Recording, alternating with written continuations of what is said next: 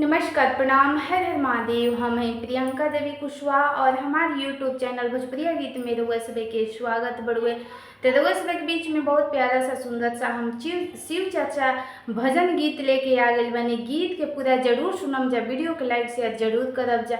अभी तक ले चैनल के सब्सक्राइब नहीं जा कैले तो चैनल के भी सब्सक्राइब जरूर कर ले अब जा और कमेंट बॉक्स में लिख के भेजम जा हमारे गीत कैसा लागल, गीत के कहाँ से सुनता नहीं जा। तो चलिए रउआ सभे के हम शिव चर्चा भजन बहुत सुंदर भाव सुनावतनी। तो रउआ सभे गीत के पूरा जरूर सुनम जा, तभी अच्छा लगी। तो चलिए रउआ सभे के बीच में हम गीत सुनावतनी। काशी नगरिया से अइले शिव गुरु हो केकरा घरवा। काशी नगरिया से अइले शिव गुरु हो केकरा घरवा। गुरुजी लिहे अब बसेरवा हो केकरा घरवा। गुरुजी लिहे अब बसेरवा हो केकरा घरवा। देवघर नगरिया से अइले शिव गुरु हो केकरा घरवा। देवघर नगरिया से अइले शिव गुरु हो केकरा घरवा। गुरुजी लिहे अब बसेरवा हो केकरा घरवा। गुरुजी लिहे अब बसेरवा हो केकरा घरवा।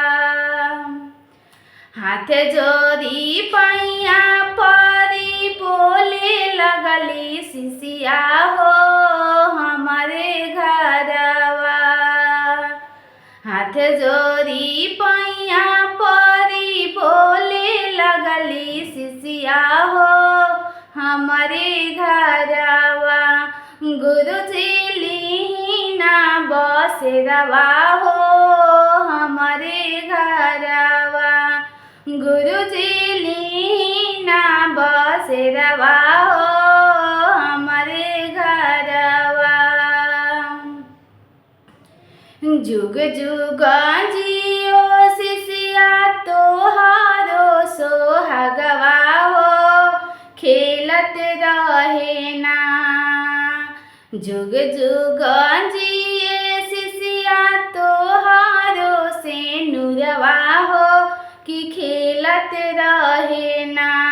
तोहरो गोदी की लालनवा हो खेलत रहे ना।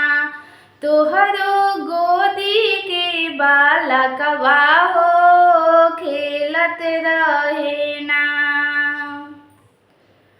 हाथ जोड़ी पैया परी बोले सब शिष्या हो हमारे घरवाना।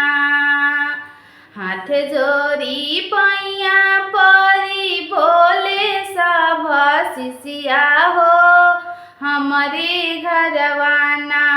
गुरुजी लिहिना बसेरवा हो हमारे घरवाना। गुरुजी लिहिना बसेरवा हो हमारे घरवाना।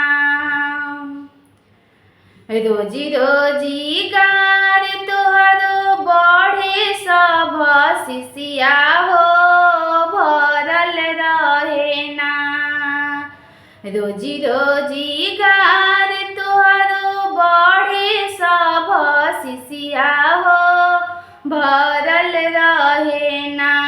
घर में अन्न धन भंडारवा हो भरल रहे ना। घर में अन्न धन भंडारवा हो भरल रहे ना। काशी नगरिया से अइले शिव गुरु हो केकरा घरवाना।